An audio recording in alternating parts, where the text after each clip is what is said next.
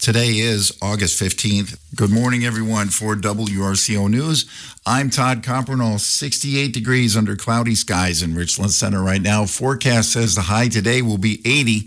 In the news, the 23rd annual Walk with Grace was held in Crosscup Park in Richland Center last night. Even though rain dampened the pavement, the mood of the crowd stayed warm as it was announced Grace has collected $348,690.46 so far this year. Phil Nee reminded those in attendance any funds collected through the end of August will count toward this year's total. Two $1,000 winners were drawn late in the evening in the Grace raffle. The big winners were Gail Volstad and Rhonda Marish, both of Richland Center. Residents of Boscobel are invited to the Second Harvest Mobile Food Distribution Tuesday, August 18th. The event will be held in the ICC Catholic Church parking lot, beginning at 9:30 a.m. and continuing until all the food has been distributed. This program is open to everyone and no questions will be asked of those attending. The only information required from participants is the total number of individuals living in their household. For those interested in the specific items being offered, the menu will be made available late on Monday, August 17th. Be a part of history during the moving of the historic Hoover Hobo Hotel today from 9 a.m. until 2 p.m. in Waniwak. The moving of the structure, which dates back to the 1800s, is a part of the Hobo Hotel restoration. The hotel was originally constructed to help feed and house hobos who rode on trains that passed through the community. Today's event will get underway with a farmer's market. At around 10 o'clock, a crew of 50 to 60 people will move the structure 150 yards from Washington Street and Highway FF to the permanent site along the 400 bike trail. The event will also feature music, a hobo zone featuring kids' activities, food stands, and more. The event is sponsored by the Waniwak Area Lions Club, Waniwak Chamber of Commerce, and the Waniwak Development Corporation. On the morning of Friday, August 14th, emergency crews responded to a rollover accident involving a pickup truck and a livestock trailer on northbound U.S. Highway 151.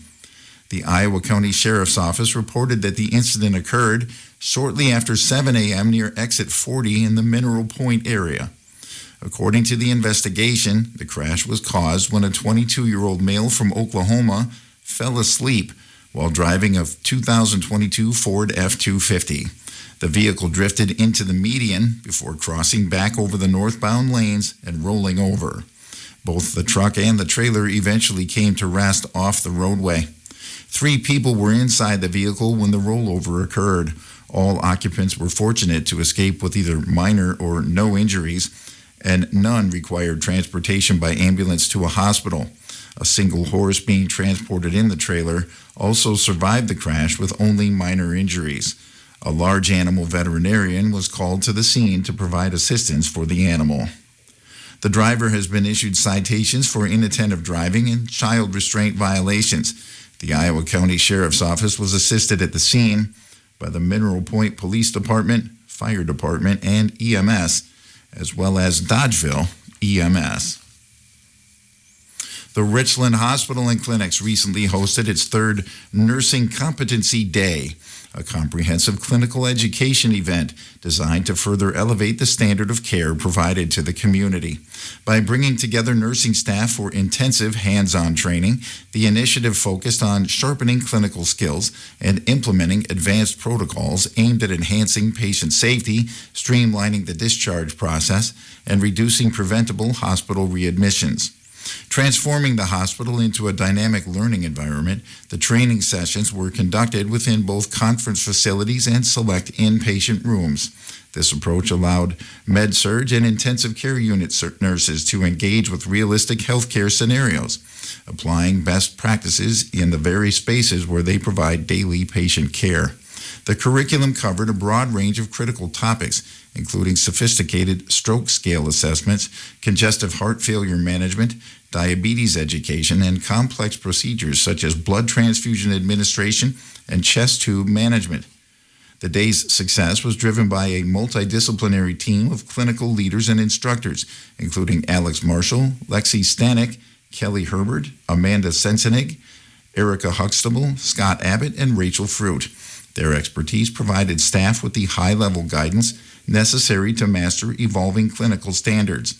Rachel Fruit, who serves as ICU Director, Hospitalist Lead, and Social Services Director, emphasized that the program is an investment in both the staff and the community, ensuring that patients receive the most effective and compassionate care possible. This commitment to continuous education aligns with the hospital's recent national accolades. The Richland Hospital and Clinics was recently honored by the American Heart Association and American Stroke Association with the Rural Stroke Gold and the 2026 Stroke Gold Plus Achievement Awards.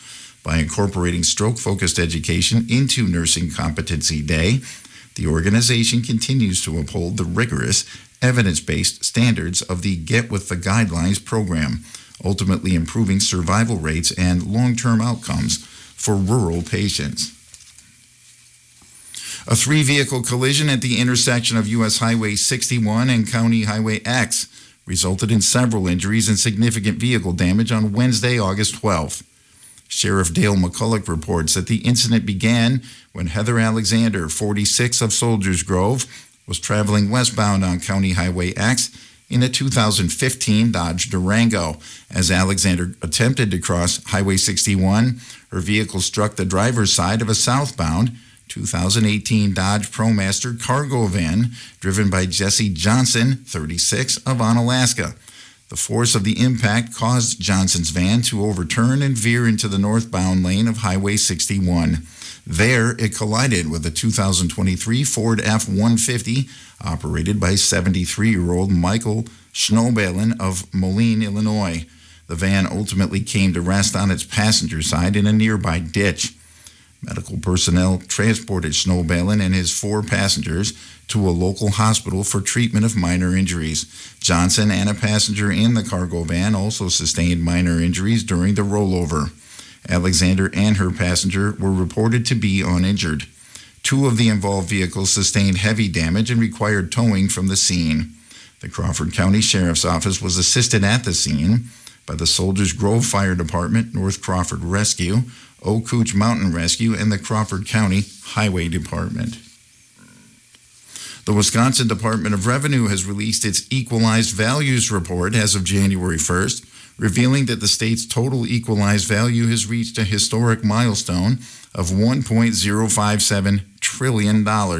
This figure represents a robust 8% increase over the previous year, highlighting a period of significant appreciation and development across the Badger State.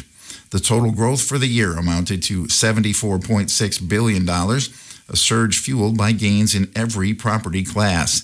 Residential and commercial sectors emerged as the primary sources of this upward trend. A deeper look at the data shows that the majority of this growth, approximately $56.55 billion, was driven by market value increases as demand remains strong. Additionally, new construction played a vital role, contributing $16.43 billion to the state's expanding tax base. While growth was observed statewide, certain regions saw particularly dramatic shifts. Buffalo County led the state with the highest growth rate at 16.4%. It was followed closely by Green Lake County, which saw an increase of 15.37%, and Rusk County, which recorded a 15.29% rise in equalized value. These figures underscore a dynamic real estate market and a steady pace of investment throughout Wisconsin.